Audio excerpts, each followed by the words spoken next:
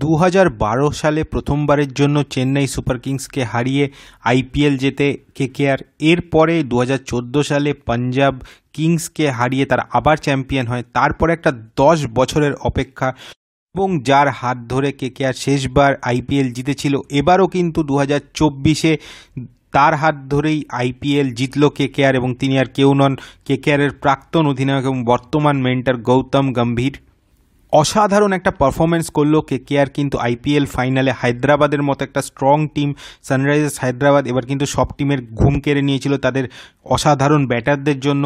Travis Head, Henry Klaasen, Aiden মার্করামের মতো ব্যাটাররা কিন্তু এবার ঘুম কেড়ে নিয়েছিল আইপিএলে সব বোলারদের।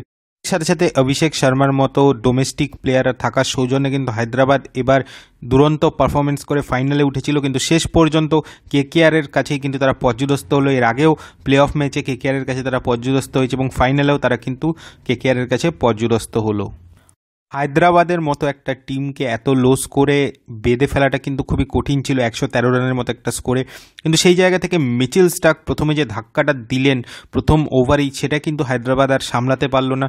অভিষেক শর্মা আউট হয়ে যাওয়ার পরের ওভারেই বৈভব অরোরার বলে যেভাবে ট্র্যাভিস হেড আউট হয়ে গেলেন, তারপরে কিন্তু হায়দ্রাবাদ কার্যত তাদের যে কনফিডেন্স সেটা হারিয়ে ফেললো এবং প্রত্যেক বোলার কিন্তু নিজের কাজটা দুর্ধর্ষভাবে করলেন। মিচেল স্টার্ক যেরকম নিজের 3 ওভারে 14 রান দিয়ে 2 উইকেট তুলে নিলেন ভালো ইকোনমি রেখে, 4.67 তার ইকোনমি ছিল। অন্যদিকে বৈভব অরোরা কিন্তু গুরুত্বপূর্ণ হেডের উইকেটটা তুললেন। অন্যদিকে হর্ষিত রানা, তার পারফরমেন্স কিন্তু পুরো আইপিএল জুড়েই গুরুত্বপূর্ণ ছিল এবং তিনি কিন্তু এই ম্যাচে হেনরি ক্লাসেনের মতো একটা গুরুত্বপূর্ণ উইকেট নিয়েছেন। এছাড়াও নীতিশ রেড্ডির উইকেটটাও কিন্তু তিনিই নিয়েছেন। এছাড়া অবশ্যই বলতে হবে অ্যান্ড্রে রাসেলের কথা। অ্যান্ড্রে রাসেলও কিন্তু মার্করামের মতো ব্যাটারকে আউট করেছেন, তো তিনিও কিন্তু বোলিংয়ে যথেষ্ট ভালো। সব মিলিয়ে একটা দুরন্ত বোলিং পারফরমেন্স এবং তারপরে ব্যাট করতে নেমে সুনীল নারিন আউট হয়ে গেলেও রেহমানুল্লাহ গুরবাজ এবং ভেঙ্কটেশ আইয়ার কিন্তু অনায়াসে ম্যাচটা বের করে নিলেন। প্রায় 10 ওভারই কিন্তু ম্যাচটা বের হয়ে গেল, 57 বল বাকি থাকতেই কিন্তু ম্যাচ জিতে গেল কেকেআর। এরকম ইনস্ট্যান্স কিন্তু আইপিএল ফাইনালে কোনো দিন দেখা যায়নি, যেটা কিন্তু এই আইপিএল ফাইনালে দেখা গেল। বা যদি কেকেআরের সাফল্য পাওয়ার কারণগুলো নিয়ে আলোচনা করি, তাহলে প্রথম একটা কারণ কিন্তু ড্রেসিং রুমের এনভায়রনমেন্ট। এমনিতেই শাহরুখ খান এবং অন্যান্য যারা কেকেআরের ওনার আছেন তারা কিন্তু টিমের ইন্টারনাল বিষয়ে বেশি মাথা ঘামান না, তারা কিন্তু ফুল ফ্রিডম দেন টিম ম্যানেজমেন্টকে। তো সেই জায়গা থেকে ড্রেসিং রুমের পরিবেশটা এমনিতেই ভালো। যদিও চন্দ্রকান্ত পণ্ডিত গত সিজনে আসার পর যেটা সমস্যা হয়েছিল, তিনি কিন্তু ইন্ডিয়ান প্লেয়ারদেরকে হাতের তালুর মতো চেনেন, ডোমেস্টিক সার্কিটে যথেষ্ট জনপ্রিয়, কিন্তু কেকেআরের এমন একজনকে দরকার ছিল যিনি কিন্তু একজন বড় ফিগার হবেন এবং গৌতম গম্ভীর এই সিজনে মেন্টার হয়ে আসার পর কিন্তু এই প্রবলেমটা মিটে যায় এবং চন্দ্রকান্ত পণ্ডিত এবং গৌতম গম্ভীরের যুগলবন্দিতে কিন্তু আজকে এই পারফরমেন্স। গৌতম গম্ভীর আইপিএল টুর্নামেন্টটাকে কিন্তু খুব ভালো করে জানেন, কারণ তিনি 2 বার জিতেছেন কেকেআরের অধিনায়ক হিসাবে। এছাড়াও এলএসজির মেন্টর হিসাবেও কিন্তু যথেষ্ট সাফল্য আছে তার। তো সেই জায়গা থেকে এই মরশুমে তিনি পুরো কেকেআর টিমটাকে একটা অন্য ধাঁচে গড়ে নিয়েছিলেন। সুনীল নারিন, যাকে গৌতম গম্ভীর অধিনায়ত্ব ছেড়ে যাওয়ার পর থেকে কিন্তু সেইভাবে কেকেআরের হয়ে ব্যাট হাতে ভালো পারফর্ম করতে দেখা যায়নি, তাকে কিন্তু এই সিজনে ওপেনার হিসেবে লাগাতার খেলিয়ে গেছেন গম্ভীর এবং সুনীল নারিন কিন্তু এবারের অন্যতম হাইয়েস্ট রান স্কোরার। 15টি ম্যাচে 488 রান করেছেন তিনি, যার মধ্যে কিন্তু একটা সেঞ্চুরিও রয়েছে।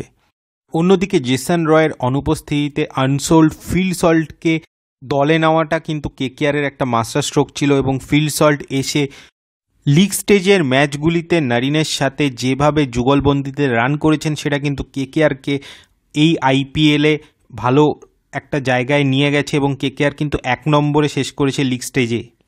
এই আইপিএলে অন্যতম সেরা ব্যাটিং পার্টনারশিপ একটা যদি হয়ে থাকে হেড এবং অভিষেক শর্মার, তো আরেকটা কিন্তু অবশ্যই ফিল সল্ট এবং সুনীল নারিনের। এবং ফিল সল্ট 12টি ম্যাচ খেলে 435 রান করেছেন এই আইপিএলে, তার মধ্যে 4টে হাফ সেঞ্চুরিও রয়েছে এবং তার ফলেই কিন্তু কেকেআরের ওপেনিং স্লট নিয়ে কোনো সমস্যা ছিল না। গম্ভীরের যে ডিসিশন ছিল নারিনকে ওপেন করানোর এবং তার সাথে সল্টকে জুড়ে দেওয়া, সেটা কিন্তু পুরো হিট হয়ে যায়। তখন আইপিএল শুরু হয়, ভেঙ্কটেশ আইয়ার কিন্তু সেরকম রান পাচ্ছিলেন না, শ্রেয়াস আইয়ারও সেরকম রানের মধ্যে ছিলেন না, রিঙ্কু সিং অফ ফর্মে ছিলেন, অ্যান্ড্রে রাসেল তাও একটা জায়গায় ছিলেন। তো সব মিলিয়ে এরকম একটা জায়গায় যখন কেকেআর শুরু করেছিল, ওপেনিং পার্টনারশিপে প্রচুর রান ওঠা, পাওয়ার প্লেতে কার্যত অন্য দলের অপোনেন্ট দলের বোলারদের ধুইয়ে দেওয়া, এই কাজটা কিন্তু করেছেন নরিন এবং সল্ট, যার ফলে কিন্তু অনেকগুলো ম্যাচ কেকেআর ইজিলি বের করতে পেরেছে এবং একটা বড় স্কোর দাঁড় করাতে পেরেছে। প্লে অফ রাউন্ডে এসে ভেঙ্কটেশ আইয়ার, শ্রেয়াস আইয়াররা কিন্তু ফর্মে ফিরেছেন এবং দুরন্ত পারফর্ম করেছেন। ফাইনালেও ভেঙ্কটেশ আইয়ারের সৌজন্যেই কিন্তু জয়টা এসছে। রেহমানুল্লাহ গুরবাজের সাথে তার যে পার্টনারশিপটা সেটাই কিন্তু জয় এনেছে। আর অন্যদিকে প্লে অফ ম্যাচে শ্রেয়াস আইয়ারও কিন্তু যথেষ্ট ভালো খেলেছেন। ইন্ডিয়ান ব্যাটিং লাইন আপটা কিন্তু এবার অনেক শক্তিশালী ছিল কেকেআরের, যেটা ইদানিং ছিল না। একদিকে যেরকম শ্রেয়াস আইয়ার ছিলেন, ভেঙ্কটেশ আইয়ার ছিলেন, সেরকম কিন্তু রিঙ্কু সিং, রমনদীপ সিং এবং এছাড়াও মনীষ পান্ডের মতো আইপিএলে এক্সপিরিয়েন্স ব্যাটার তিনিও কিন্তু ছিলেন দলে। তো সেই জন্য ইন্ডিয়ান ব্যাটিং লাইন আপটা কিন্তু যথেষ্ট শক্তিশালী ছিল তাদের।